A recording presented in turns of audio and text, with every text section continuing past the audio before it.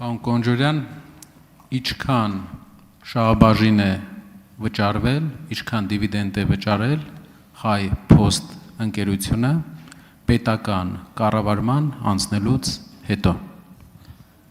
Պարոն Կարապետյան, շնորհակալություն հարցի համար։ Ես ուզում եմ իլուր ձեզ եւ բոլորին ասել, որ ես Հայ Post ընկերության տնօրենը չեմ։ Հայ Post ընկերության տնօրենը իմ կինն է եւ ես Հայ Post ընկերության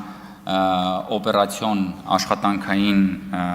հարցերին չեմ խառնվում։ Հայ Post ընկերության վճարած դիվիդենդների, Հայ Post ընկերության գործունեության վերաբերյալ դուք կարող եք ձեր հարցերը ուղղել Հայ Post ընկերությանը համապատասխան սահմանված կարգով, դուք կարող եք նաև շուտով լինելու են կառավարության հետ հարց ու պատասխաններ, դուք կարող եք կառավարությանը դիմել, Հայ Post ընկերությունը գտնվում է բարձր տեխնոլոգիական արդյունաբերության նախարարության ներքո, դուք կարող եք նաև իրենցից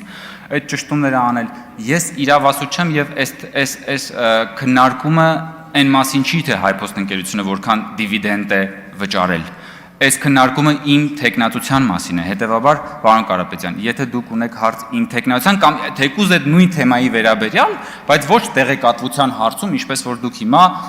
հարցնում եք, բնականաբար հարցրեք Հայ Post ընկերությանը եւ նրանք այդ մասին ձեզ պատշաճ տեղեկություն կհաղորդեն, բայց ես էլ օգտվելով առիթից, քանի որ դուք պետք է արձագանքեք, շատ է խոսվել այն մասին, որ Հայաստանի էլեկտրական ցանցերը Հայաստանի Հանրապետության քաղաքացիների, թոշակառուների վրա հավելագրումներ է արել մանկապարտեզների վրա, դպրոցների վրա, նույնիսկ հրապարակումներ են եղել, որ զորամասերի վրա հավելագրումներ արել։ Օգտվելով ձեր արձագանքի հնարավորությունից, պարոն Կարապետյան, խնդրում եմ, ասեք, ունեք արդյոք դուք տեղեկատվություն, թե որքան հավելագրումներ է արել Հայաստանը փրկելու առաքելությամբ եկած ուժեղ Հայաստանը, դուք, ձեր ընտանիքը, ձեր հորեղբայրը, Հայաստանի էլեկտրական ցանցերը որքան հավելագրումներ է արել մեր թոշակառուների, մեր տատիկ պապիկների վրա, զորամասերի վրա, ինչպես որ նշվել են տարբեր հրապարակումներում, դպրոցների եւ մանկապարտեզների վրա, այսա իսկապես քաղաքական նշանակություն ունեցող հետաքրքիր հարց է, որը հաստատ հուզում է մեր հայրենակիցներին եւ ես վստահ եմ, որ դուք ունեք այդ տեղեկատվությունը, որովհետեւ ի տարբերություն ինձ, ով Հայ Post-ի տնօրեն չի, դուք, պարոն Կարապետյան, եղել եք Հայաստանի էլեկտրական ցանցերի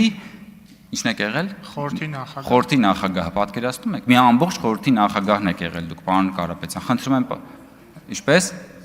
Պարոն Ղազինյան, դուք էլ տնօրենն եք եղել, տեսեք։ Բինգո։ Երկուսով էլ էստեղ։ Դուք էլ տնօրենն եք եղել։ Արձագանք։ Պարոն Կոնջորյան, պետական կառավարում ստանձնելուց հետո Հայ Post-ը Հայաստանի Հանրապետությանը վճարել է 0 դրամ դիվիդենդ։ Ավելացրել է բազմաթիվ կետերով սակագները, վճարել է 0 դրամ, նրանից հետո, երբ կառավարումը վերցվել է, Հայաստանի ազգային հերոս Էդուարդո Էռնեկյանի ընկերությունից։ Հիմա գլխավոր հարցը, որը մեզ բոլորիս համար շատ կարևոր է, դուք վերցնում եք ընկերությունները մասնավոր կառավարիչներից եւ սեփականատերերից, կառավարում եք, բարձրացնում եք սակագները, պետությունը ստանում է 0% շահաբաժին։ Սա ձեր տնտեսական քաղաքականության դեմքն է։ Եվ վերջում ձեր ուժը ստանում է ընդամենը մի բան, մի հաստիկ։ Այնտեղ, շնորհակալություն։ Պարոն Կարապետյան, տեսեք, նախ պարոն Թունյանը, երբ որ ասում եք ինքը կպատասխանի, ենթադրում եմ նկատի ունենալով այն հանգամանքը, որ պարոն Թունյանը, եթե չեմ սխալվում, դուք ժամանակին եղել եք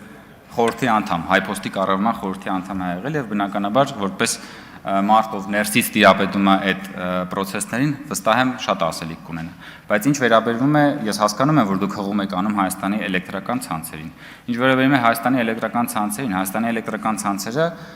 ստրատեգիական կառույց է եւ Հայաստանի էլեկտրական ցանցերի եւ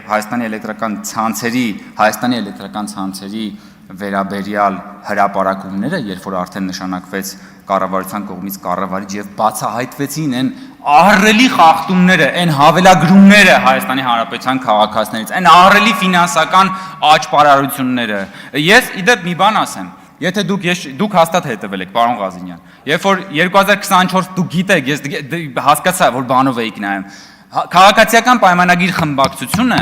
Հայաց ներողություն 30 վայրկյան, էլի քաղաքացիական պայմանագիր խմբակցությունը 2024 թվականին կազմակերպեց